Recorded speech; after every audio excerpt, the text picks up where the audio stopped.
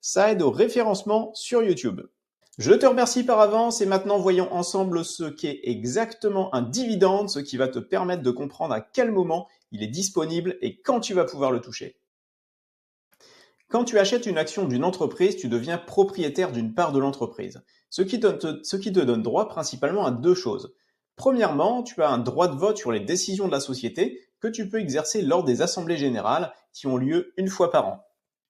Une assemblée générale est un événement qui peut se passer soit en physique, dans une salle, soit à distance, et qui regroupe tous les actionnaires de l'entreprise, que ce soit les petits actionnaires comme toi ou moi, qui ne possèdent que quelques actions, et les grands actionnaires qui possèdent une grande partie de l'entreprise.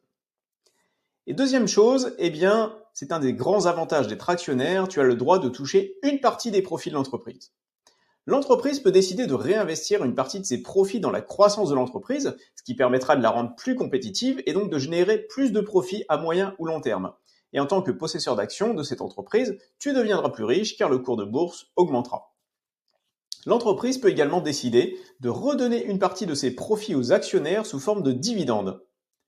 Un dividende, c'est une somme d'argent, qu'on peut également appeler coupon, que va toucher l'actionnaire pour chaque action qu'il possède. Ce dividende est décidé en assemblée générale et est défini pour les 1 an qui viennent. Alors si on va sur le site de Boursorama, on peut voir que l'entreprise AXA a versé à ses actionnaires, au titre du dividende de 2021, 1,54 € par action. Donc, si tu avais 100 actions, par exemple, tu aurais touché 100 fois 1,54 € et donc au final, tu toucherais 154 € de dividende pour l'année en cours. Un dividende est défini pour 1 an depuis l'assemblée générale de l'entreprise jusqu'à la prochaine assemblée générale l'année suivante. Ce dividende peut être versé en une fois ou en plusieurs fois. En fait, c'est l'entreprise qui choisit et c'est également voté en assemblée générale. On peut observer que traditionnellement, les entreprises européennes versent leurs dividendes en une fois, c'est le cas par exemple de AXA, LVMH, Volkswagen, mais ce n'est pas le cas de toutes les entreprises européennes. Par exemple, Total Energy verse son dividende de 2,72 € en 4 fois. Donc une fois par trimestre, si tu es actionnaire de Total Energy, tu reçois une partie du dividende d'un montant de 0,68 €, en fait qui correspond au dividende annuel divisé par 4. Aux États-Unis, les versements de dividendes sont traditionnellement effectués en 4 fois tous les trimestres. Un détachement de dividendes correspond au moment où les bénéfices de l'entreprise sont transformés en dividendes. Ce n'est pas une opération magique, mais une opération comptable et donc les bénéfices sont transformés en dividendes au bilan comptable de l'entreprise. En créant un dividende, l'entreprise devient donc plus pauvre, elle a perdu une partie de ses bénéfices et le cours de l'action de l'entreprise diminue d'autant, donc de la valeur du dividende. Par exemple, AXA a détaché le 6 mai 2022 un dividende de 1,54 € par action.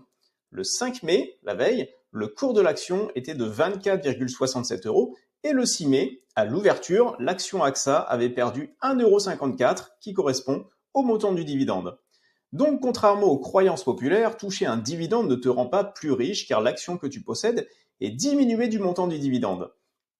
En fait, toucher un dividende ne crée pas de valeur pour l'actionnaire, mais permet de lui distribuer régulièrement une partie des bénéfices en monnaie sonnante et trébuchante directement sur ton compte en banque. Si tu veux en savoir plus, j'ai fait une vidéo que tu peux regarder sur les 5 plus gros avantages à posséder des dividendes. Je te remets le lien dans la description de la vidéo et en haut à droite. Pour percevoir un dividende, il n'est pas nécessaire d'être en possession d'une action pendant une durée minimum. Il faut juste être propriétaire de l'action la veille du détachement du dividende. Donc par exemple, pour AXA, la date du détachement 2022 était fixée au 6 mai. Donc si le 5 mai, la veille, tu possèdes 100 actions AXA, tu auras le droit de toucher 1,54 € de dividende pour chaque action. Et donc en tout, tu auras 154 € de dividende. Alors j'attire bien ton attention sur le fait que c'est bien la veille qu'il faut être en possession des actions.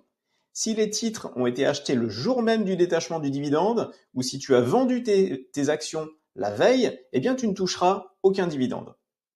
Alors petite précision pour ceux qui font du SRD, ce sont des positions en règlement différé. Si tu as acheté tes actions au SRD avant le détachement du dividende, eh bien le dividende est touché au moment où les actions seront effectivement payées. Le jour du détachement du dividende n'est pas celui où tu vas toucher l'argent du dividende. En effet, c'est à une autre date qu'on appelle date du versement du dividende ou date de paiement que tu toucheras concrètement le montant du dividende. Cette